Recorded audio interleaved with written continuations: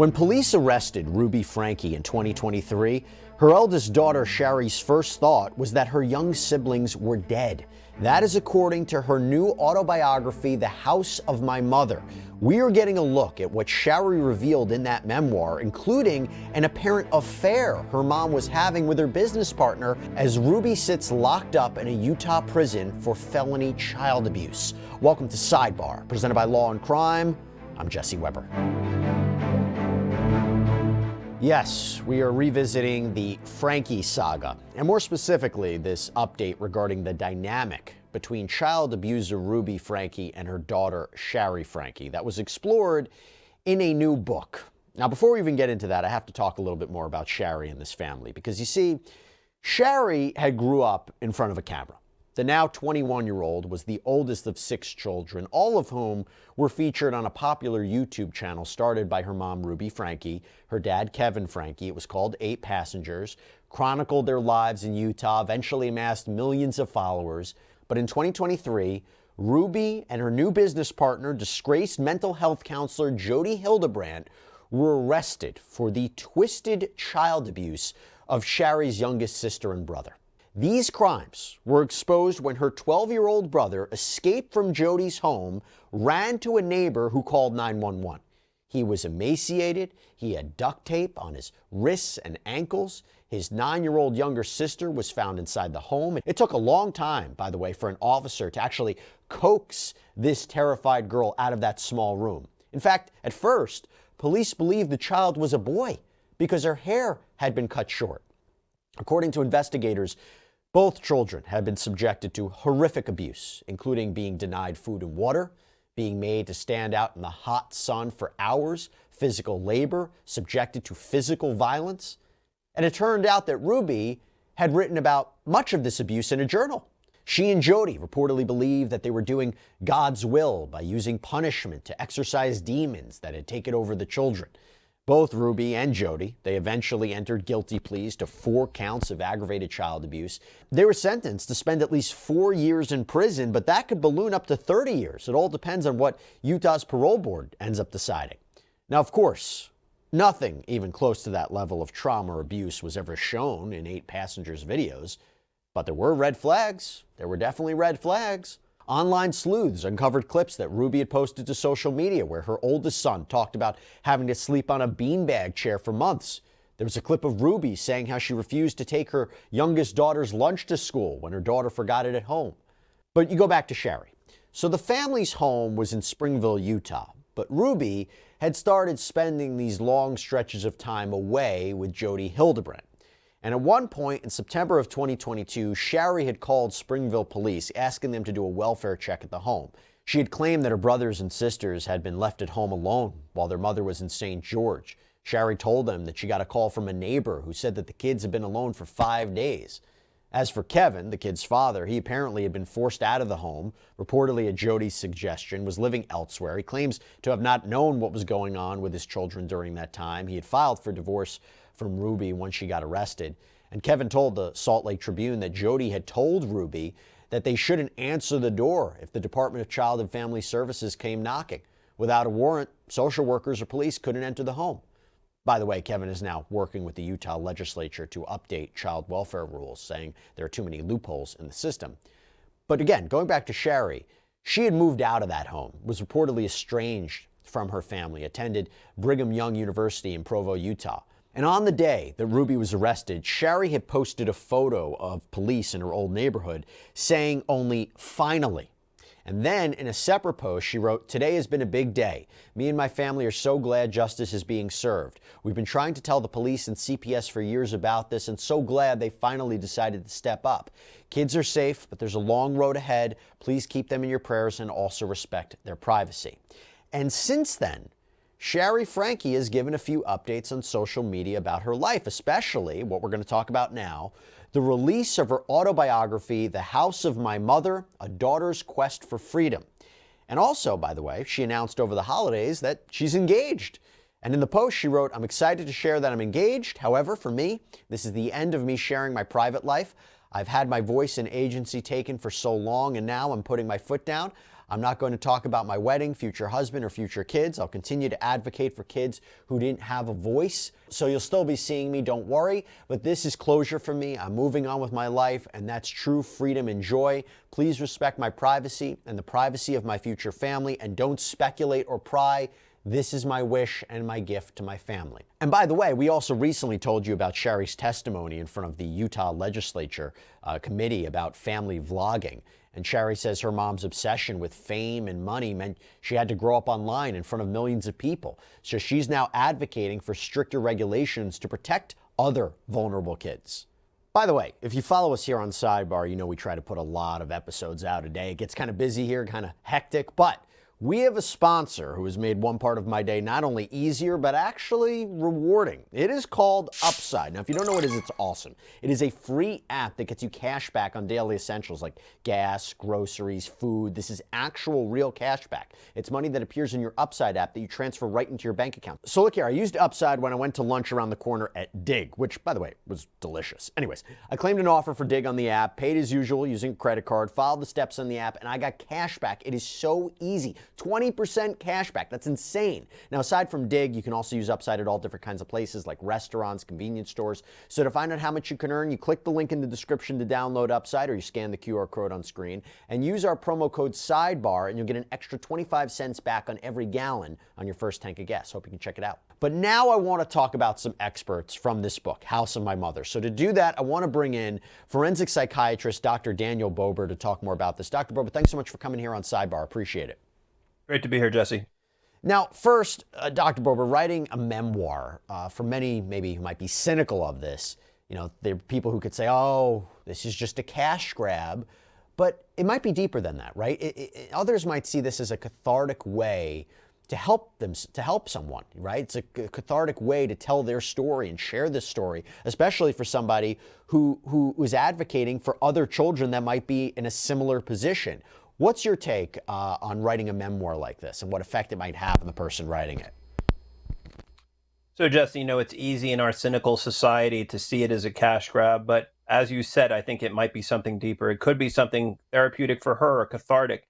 And if she could spread her story and other kids out there are touched by this, or other families, and that causes them to come forward, then I think it was all worth it, right? I mean, we know that 1 in 4 girls and 1 in 13 boys are abused every day in this country. Over 500,000 victims of child abuse every year. So I think this is a good opportunity to put the word out and try to get people to come forward. And I think this story really just exemplifies our society and how obsessed we are with image. I call it sometimes the Facebook fallacy or the Instagram illusion. How we project a certain image to the world, but nothing could be further from the truth. So I think this really shows that. And it's not easy for someone to recount these episodes either, right? Oh, absolutely not. I mean, in a sense, she's re-traumatizing herself. And that's what happens with kids in this country who go through abuse. And we call this in our field adverse childhood experiences. And it sets them up in the future for all sorts of problems, not just depression, anxiety, and substance use, but diseases, chronic diseases like heart disease and cancer and obesity, all from childhood abuse. And that has a tremendous economic toll on society as well. So I would argue that this is good public health and good public policy to get the word out. Now, going to this memoir, Shari makes some stunning allegations, okay? And one of them is that Ruby and Jodi may have been romantically involved. So according to Shari, the upstairs of the Franke home was off limits. And we know from interviews that Kevin did with police that Jodi had moved in with the Frankes and that she had apparently been having these visions. Now, Ruby was supposed to be helping her during these times. Kevin wasn't even allowed to go upstairs without their express permission. This is according to Shari. And now there have been rumors swirling about that Ruby and Jodi's relationship, what was going on since the beginning? Were the two just business partners? Were they friends? Was it more? So Shari writes in the book that she went back to her old bedroom once while the women were away in order to get something. And she was, quote, confused about what she saw. Quote, the room was bathed in the soft glow of candles. The air was heavy with the scent of lavender and vanilla wafting from the massage oils on the dresser. I quickly grabbed what I needed and got the hell out of there, feeling like I just walked into someone else's honeymoon suite. The only thing missing was rose petals on the bed. And Shari says that the two women condemned queerness very publicly in their connections videos while embodying it privately. And Shari says in the book that she would have supported Ruby and Jodi if they had come out publicly as a couple, and said it would have been much more preferable compared to the life of secrets and lies that they were living and forcing other people to live that way too. So Dr. Bober, again, it's interesting to hear that, because there's, what the public face was and the public message versus what might have been going on behind closed doors. We hear stories like this all the time, right? This is what we call reaction formation, right? People who, for example, hate gay people, but then they're questioning their own sexuality. People who are out there championing the cause of protecting children, and they themselves are abusing children. So I think this is actually a fairly common thing. But again, it's, the old saying that with people you get two things, what they want to show you and what you want to see. And look, we don't know for sure what the status of that relationship was, but would it make sense to you that there was some sort of romantic element involved based on the allegations, based on the closeness of these two women? Do you think it affects the analysis in any way? It does, in the sense that it changes the boundaries, right? So it changes the agenda of the parties involved. And if someone is romantically involved, that would be inherently a conflict, and maybe they wouldn't be so quick to report things and to be upfront if they had a romantic interest in the other party. I want to also take a look at this piece that Shari had shared with People magazine, because in it, Shari remembers confronting her mom and confronting her about what I mentioned before, leaving her siblings home alone. So this is what it says. Ruby's face contorted with anger and hurt. "I can't believe you called the police on me, she began, her voice rising. "After everything I've done for you, after all the sacrifices I've made, how could you betray me like that, Shari? How could you be so selfish?" The words hit me like physical blows, but I stood my ground, that I wasn't alone, that I had support beyond the toxic web of my family. "Selfish?" I repeated, finding strength in my voice. "I was worried about the kids. They were alone for 5 days, Mom, 5 days. "They're fine," Ruby snapped. "They're old enough to take care of themselves. This is about you, Shari, your jealousy, your need for attention." I felt a bubble of hysterical laughter rise in my throat.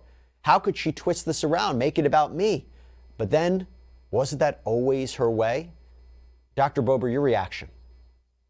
I think Ruby is very cunning and very manipulative, and I think she's using that against Shari to try to control her, to try to make her feel guilty. But I think Shari did the right thing. I think she was trying to protect these kids, and Ruby knew how to manipulate it and how to twist it and basically make herself the victim. Interesting for somebody who claims that she was controlled by Jodi Hildebrandt, that she was exerting that level of control too.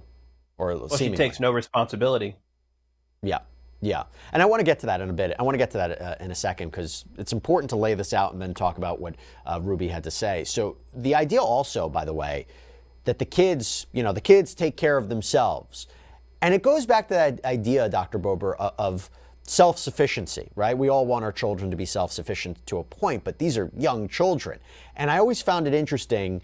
She wants them to act like adults, but she punished them and took away their food and water and forced them to do things as a child. And I find that so disturbing, that level of, again, it goes back to that other video that was posted where her youngest daughter was expected to bring her own lunch. And if she doesn't eat, she doesn't eat. What does that tell you? So there are different styles of parenting. This was what we would call authoritarian parenting, which is based on strict rules, high expectations, no room for negotiation, and harsh punishment.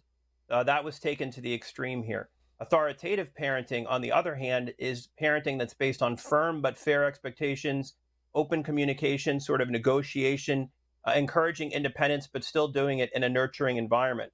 But the point is, you can't put the burden on the children who lack the emotional and intellectual maturity to make these decisions. And you certainly can't punish them like adults when they have a childhood understanding of their environment.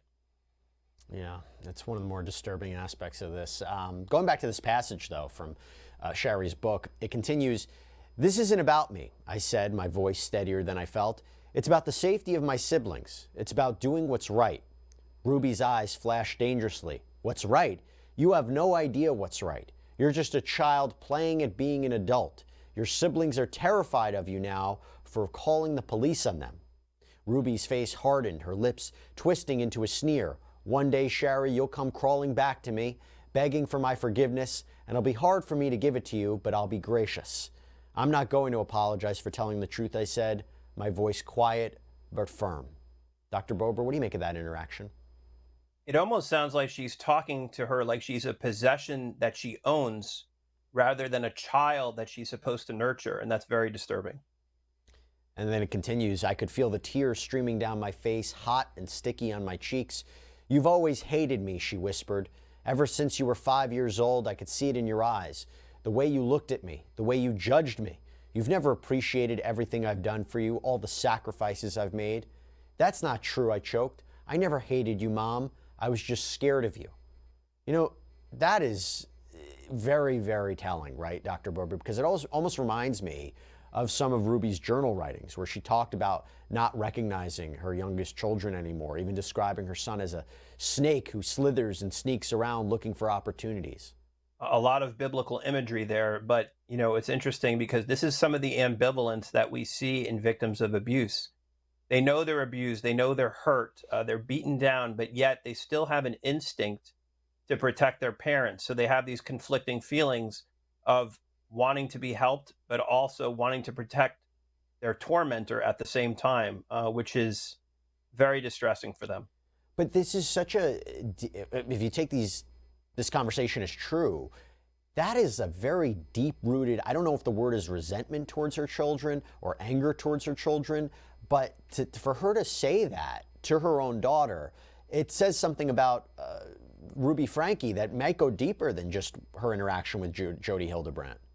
Probably it says something about Ruby's own trauma and her own childhood. She didn't learn this parenting style from thin air or from Google. I mean, this is something that she probably experienced herself, and maybe she wasn't equipped to really raise these kids if some of these allegations are true. But Dr. Bober, for her to say this, does this seem like the same woman who, when she pled guilty, we talked about it before, she apologized for what she did. She blamed Jodi Hildebrandt. She said she was manipulated. That 180 at the time was shocking because, you know, you wonder, was she just asking for leniency? How could she go from being, you know, so brainwashed? I remember the videos of her not even responding to police when they were asking her questions, to her saying these things or allegedly saying these things to Shari Franke. And now, you know, she realizes the fault in her ways. She lost her children. She did everything wrong. Did that seem genuine to you, especially now we're learning about these other new conversations? It's difficult to know. It's one of those things. Did she change her tune because she got caught? Did she change her tune because she wanted leniency from the court? Obviously, she has an incentive. She has an agenda to say what the court wants her to say, what she's supposed to say. Did she really believe it? It's very hard to know. You know, as far as what Shari Franke believes, she spoke to Good Morning America upon the release of her book, and she said, I think that, meaning her mother, I think that she's as sorry as she can be. What she has done is so bad that I don't think her mind allows her to kind of fully comprehend the guilt of all that. And so I think that she probably genuinely believed everything she said. I don't believe it, though. What do you think about that? Well, I think what she's saying is sort of what I said before, that is the best apology that she is equipped to provide, that you're not going to get any deeper than that. And maybe she just doesn't know any better. And she cannot take on the full weight of what she's done because emotionally she could not handle it, and it would be too much for her to bear. You know, Dr. Bober, Shari also said this, and I wanted your perspective on it. Sometimes I'll see myself in the mirror and I'm like, oh my gosh, I look like her or I sound like her, but I don't want to be anything like her. Dr. Bober, children who are escaping the pain inflicted by their parents, this must happen a lot. Their faces are reminders, right? Absolutely. And usually one of two things happen. Either the cycle of abuse continues or the child grows up and decides that they don't want to be anything like their parent with their own children. Do you ever see a reconciliation here? You know, you ever see them? I don't know if Shari or any of the children would ever be open to it, but in your experience, do you ever see, you know, whether she's still in prison or when she gets released, do you ever see Ruby Franke making amends with her children in some way?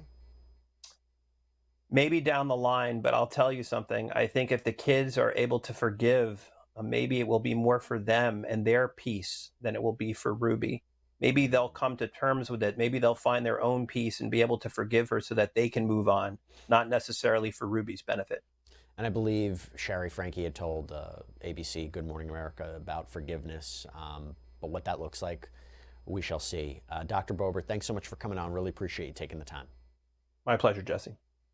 All right, everybody, that's all we have for you right now here on Sidebar. Thank you so much for joining us. And as always, please subscribe on Apple Podcasts, Spotify, YouTube, wherever you get your podcasts. I'm Jesse Weber. I'll speak to you next time.